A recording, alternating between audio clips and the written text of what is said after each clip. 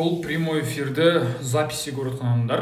Бүгін біз сан есімдер туралы сөйлесеміз. Сан есімдер ол магистратураның тестіне дайындалып жатқан адамдар үшін бұл сабақ болатын болады. Яғни сіз көрсеңіз де, сіз ағылшын тіліне қызығатын болсаңыз да, онда сізге пайдалы болады. Бұл сабақтарымызды бастап жатқан себебіміз, біз алдында осыдан 2 күн бұрын немесе 3 күн бұрын қателеспесем, магистратураға дайындыққа байланысты Zoom-дағы тікелей эфирларымызды 1 апта бойы өткізіп аяқтаған болатынбыз. Бірақ енді көпшілік адамдар, көпшілігі диплом тапсырып жүрді ма, диплом қорғап жүрді ма, әйтеуір гос қорғап жүрді ма, басқа жұмыстары болды ма, мүмкіндігі болмаған екен көруге.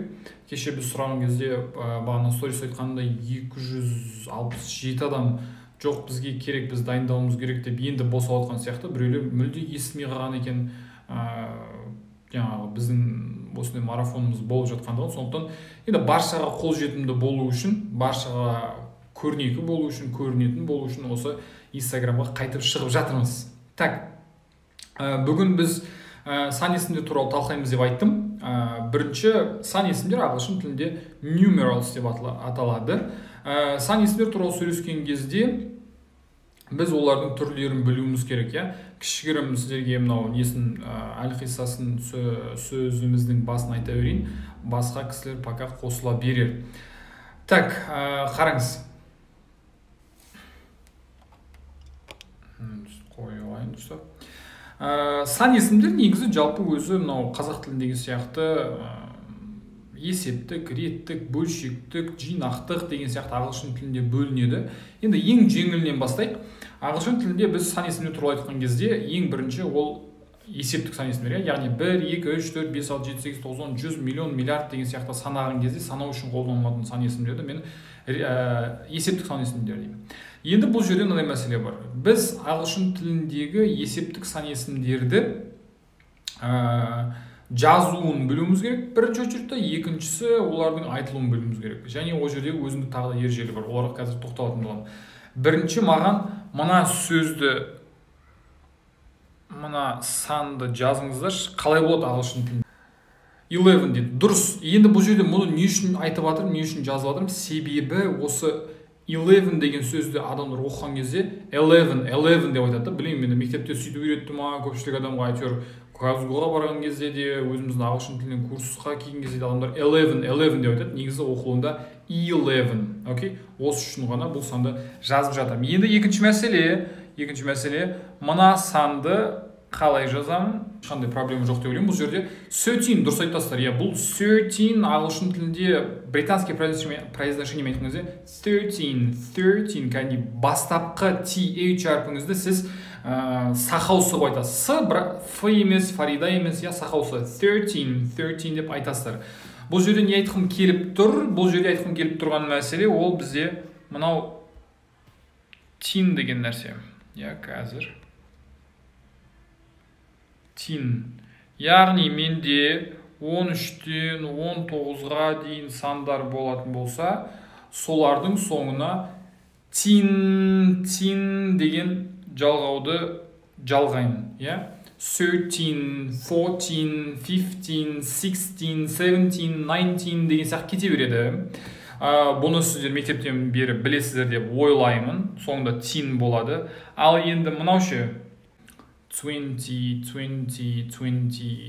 Жақсы, тамаша. Енді бұны не үшін сұрап отырмын? Себебі бізде 20 мен, сіздер білесіздер, 90-ның арасында соңында ти жалғанады. Дұрыс па?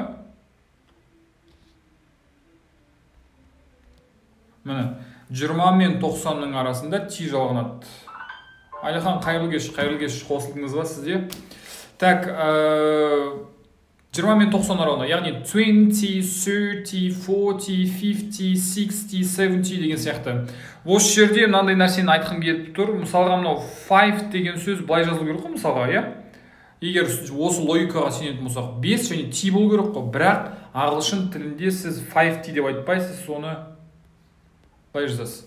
50 деп айтасыз. Окей? Сондықтан ол нәрсені шатастырмаңыздар. Анау кезінде бір рэпер бар еді, 50 cent деген, 50 cent деп айтпаймыз оны, 50 деп айтамыз. 20 мен 90-ның аралығында сіз соңына t жұрнағын жалғайсыздар.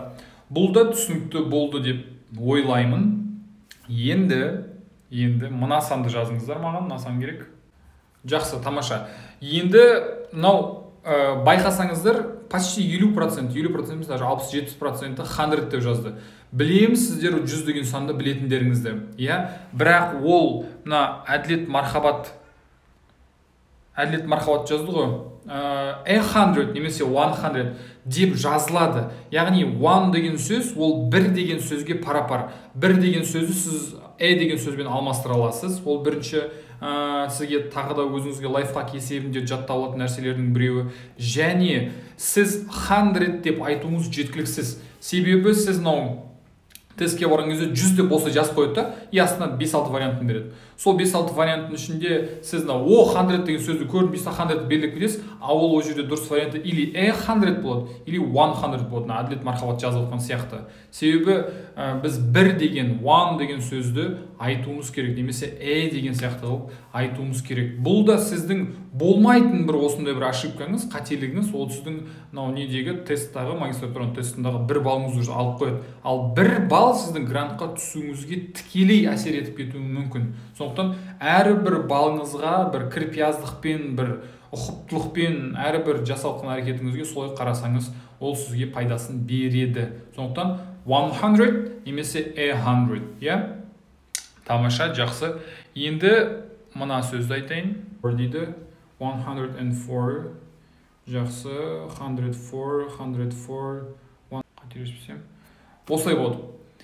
Жаңа айттым, 100 деген кезде сіз 100 немесе 100 деп айтасыз. Және оның қасына 100 дегеннен кейін, 100-діктен кейін ағылшын тілінде көбінесе and тұрады. Көбінесе емес, заң солай, and тұру керек. Одан кейін барып 24, 35, 46 айта бересіз. 104 болса and 4, and 5 деген сияқты кете береді, ол проблема жоқ. Бірақ егер сіздің and дегеніңіз болмай қалатын болса, жаңағы 100 немесе 100 деген сияқты кездегідей, онда сіздің қайтадан 1 балыңыз жоқ. 100-діктен кейін ағылшын тілінде сандарды айтқанда and болады деген ереже бар. Соны өзіңізге белгілеп, түртіп жазып алыңыз. Мына жақта біраз адам жазды. Тамаша. Мұнаны жазыңыздар шал. Мұна санды әріппен жазыңыздар шал. Қанша мынау? 1089 деген ағылшынша қалай болады жазыңыздар? 1089. 1089. 1089, яғни 1089 деген осылай жазылады. Бұл жерде не айтқым келіп тұр? Жаңа айттым сіздерге, ол мынау неден кейін, 100-діктен кейін болу керек дедім ғой, and деген сөз. Байқасаңыз, мына жерде 1089 деген кезде 100-дік жоқ. 1000 100-дігінде 0 тұр, және 89 ондықпен бірлігі тұр. Сондықтан естеріңізге салатын, өзіңіздің жазып алатын, жаттап алатын тағы нәрсеңіз 100-дік жоқ болса, онда 1000-дықтан кейін уже and дегенді қоя бересіздер. Мынаны жазыңыздар сонда. 1234.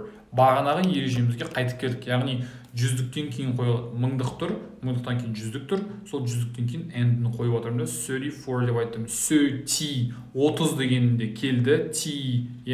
Және 4, жаңа айттым, ортасына сызықша қою арқылы жасалады деген болатынмын. Осымен есептік сан есімдерге байланысты мәселені бітірейік. Реттік сан есім дегеніміз ол бірінші, екінші, жүзінші, миллионшы, 9-шы, 5-ші деген сияқты, яғни ыншы қазақ тілінде солай жалғанады. Ағылшын тілінде олардың да өзінің бір жасалатын жолы бар. Бірінші, екінші, үшінші дегендерді өздеріңіз жазыңыздар. Жақсы, жазып атыстар. Бірақ мынандай нәрсе айтайын сіздерге. Ағылшын тілінде сіздер осы бірінші, екінші, үшінші деп жазып атыстар. Мысалынан біреуінен түсем, Мұратовнан қой сайын. Проблема жоқ. First, second, third. Осылай жасалады. Проблема жоқ. Бірінші, екінші, үшінші деген олар өзгеше, олар осы күйінше болады. Яғни ережеден ауытқу күйінше. Қалғандарының барлығына мен соңына th жалғаймын. Төртінші болса fourth, thieves деген сияқты қазір TH-ті көрсетемін. Бірақ мынандай нәрсе естеріңізде болсын. Сіздер ағылшын тілінде осы реттік сан есімдерді жазған кезде алдына z қоюыңыз керек. Көрдіңіз бе? Бағанағы болмайтын тупой ошибкалар. Анау and-ның немесе one-ның немесе n-ның немесе осы жердегі z деген артиклді тастап кететін болсаңыз, сіздің вариантыңыз уже дұрыс емес. Уже сіздікі 1 балыңыз, бағанағымен уже 3 балыңыз жоқ. Көбінесе осы z артиклі реттік сан есімдермен бірге жүреді. Бұны сіз білуіңіз керек. Мысалға, кейбір кездер жүрмей қалуы мүмкін. Ол қандай жағдай жүрмей қалады? Мысалға, z деген білесіздер, ол белгілілік артиклі, кімдікі, ненікі екенін түсініп тұрады айтуымен тыңдаушы. Енді my, this, that деген сөздер бар. Мысалға, менде z дегенде белгілі, my дегенде белгілікті білдіреді ғой екеу. Екеу қатарынан келмейді ешқашан. Яғни менікі, сенікі, оныкі деген сөзбен z қатарынан келмейді. Мысалға, the first son is a doctor. Менің бірінші балам, немесе бірінші бала, ол дәрігер. Ал my first son is a doctor десем де болады. Яғни бұл жерде жеткізгім келіп тұрған ақпарат, ол кейбір кезде z түсіп қалуы мүмкін, бірақ z түскен кезде оның орнында сізде осы сілтеу есімдіктері, яғни this, that деген сияқты сөздер, немесе ол тәуелдеу есімдіктер, яғни менің, сенің, оның деген сияқты сөздер кездескен кезде сіз z-ні қоймайсыз. Бірақ көбінесе z артиклі сізге немен жүреді? Реттік сан есімдермен бірге жүреді. Бір тексеріп алайық. Не түсіндік? Қорытындылаған кезде z болу керек. 1, 2, 3 ерекшеленеді. First, second, third деп. 4-тен триллионға дейін кете береді. Ол бізде еш нәрсе өзгермей TH шалғаймызда кете береді. Жақсы, түсінікті болатын болса, енді келесі бөлімге өтейік. Келесі бөлім ол бізде бөлшектік сан есімдер. Яғни 2-ден 1, 0,145, 5 миллионнан 6 деген сияқты сандар бізде бөлшектік сандар. Яғни бүтін емес бөлшектерге бөлінген сандарды айтамыз. Менде сіздерге мынандай сұрақ. Енді мына 2-ден 1 немесе жарты дегенді ағылшын тілінде қалай айтамын? Жарты дегенді a half дейді, немесе one half дейді. A second деп айтпайды. One half немесе a half, яғни жарты 0,15-ке айтамыз. Жарты дегенді, 2-ден 1 дегенді осы a half деп айтамыз. Бағын айттық қой, one деген сөз, one деген сөз, ол сіздің деген сөзбен пара-пар дедік қой. Сонда сіз 3-тен 1 деген сөзді, жоғары жағында 1, төменгі жағында 3 деген нәрсені сіз a third немесе one third деп айтасыз. Фариза Амантайқызы, жақсы, өте жақсы, тамаша.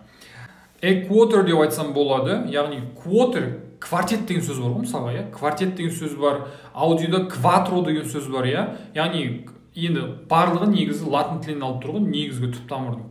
Кватро, квартет деген сөз 4 деген анам білдіреді. Яғни quarter деген сөз ол ширек, немесе орысша айтқан кезде четверть деген анам білдіреді. Сонда сіз 4-тен 1 дегенді a fourth немесе a quarter деп айтасыздар. Енді жалпылама ереже былай. Бағана біреулер a fourth деп s шалғап жатты соңына, ол кішкене дұрыс емес. Сіздерге мына нәрсені білу керек. Бөлшектік сан есімді айтқан кезде үстіндегі саны, алымы деп айтамыз ғой, 3-тен 1 дегенде 1 үстінде тұрды ғой. Сол сан 1 болатын болса, онда соны бірінші жазамын, немесе one деп жазамын, немесе a деп жазамын. Қасындағы тұрған санды, оны мен реттік сан есім қоямын. Мысалы, 1-ді one немесе a деп жазып алды, 4-ға th шалған. Сол кезде сізде осындай 4-тен 1 деген сан шығады. Алымы 1 болатын болса, 4-ға s жалғамаймыз. Міндетті түрде жалғамауыңыз керек. Жалғайтын болсаңыз, сонда дұрыс емес.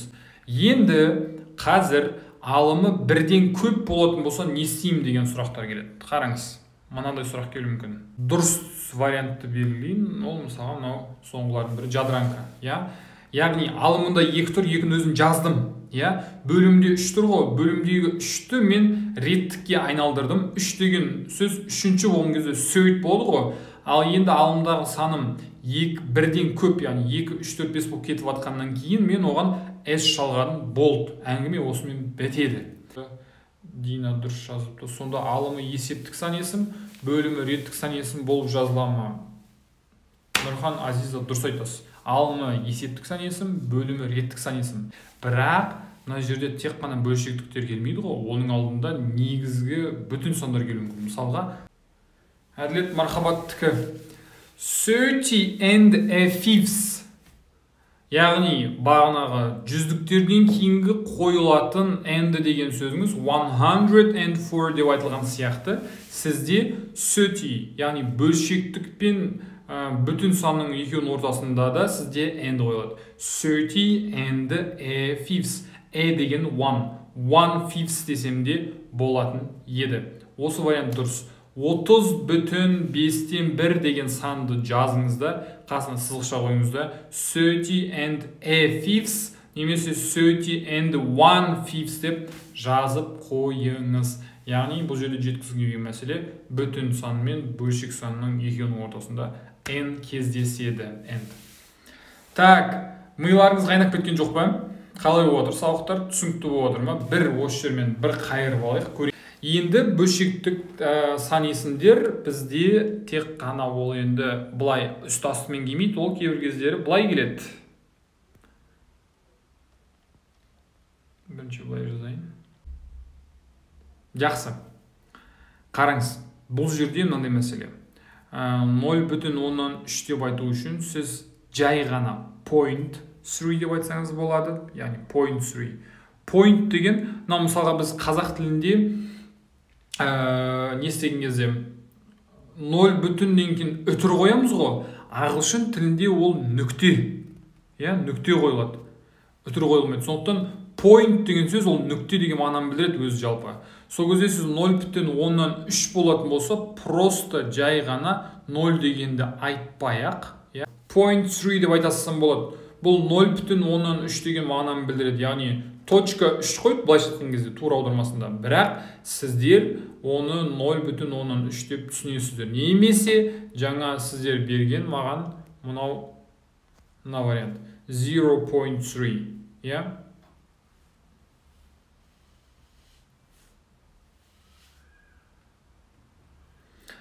Ағылшын тілінде 0 деген сөзді, 0 деген цифрды өте көп түрлі формада береді. Еще оның английский варианты бар, американский варианты бар. Енді бізде келетін тесттегілері көбінесе ол британский вариантпен жасалатындықтан мен сізге британскиймен үйрете берейін. Енді маған айтыңыздаршы, мынау 0 деген сөзді қалай жазсам болады? Қалай жазсам 0-ды? Өу деген сөз, жаттабаңыздар, немесе жазбаңыздар. Өу деген сөз бірінші, ол автобустардың номерін айтқан кезде. Мысалға, 203 болатын болса, 203. 203. Автобустың атын айтқан кезде өу қолданылады. Бөлменің номерін айтқан кезде, мысалға, қонақ үйге барасыз, сіздікі 505 бөлме, сіз айтасыз, сізге айтады 505 дейді. Автобус номері, гостиницадағы номердің номері. Үшіншісі сізге керек ол даталар айтқан кезде. Мысалға 1905 немесе 1905 дегенді осылай айтамын. Үш вариант екен. Дата, жылды айтқан кезде, квартираның бөлменің номері айтқан кезде, және автобус айтқан кезде өуді қолданасыздар. Сосын мынандай варианты бар.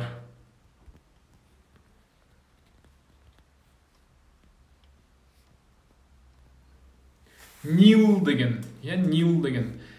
деген вариант ол сізге счетты айтқан кезде қолданады. Мысалға футболда счет қалай болды? Счет 3-2 болды, 3-0 болды, 2-0 болды деген кезде 2-0, 3-0 деп айтылады. Яғни 3-0 деген 3-0, 3-0 деген сияқты тура олардың кезде. Ал нелерді счетты 0-ды айтқан кезде осылай өу деп точнее nil деп айтасыз. Енді мынандай сөз бар, даже білесіз ба? Жақсы көру, ұнату, жақсы көру, иә. Бірақ осы сіздердің барлығыңыз білетін I love you деп айтқан кездегі love деген сөз теннисте 0 деп аударылады. Яғни счет қанша болды? 30-да 0. 32 love деп айтылады. Иә? Love деген сөзді бүгіннен бастап біліп жүріңіз. 0 деген мағынасы бар екен.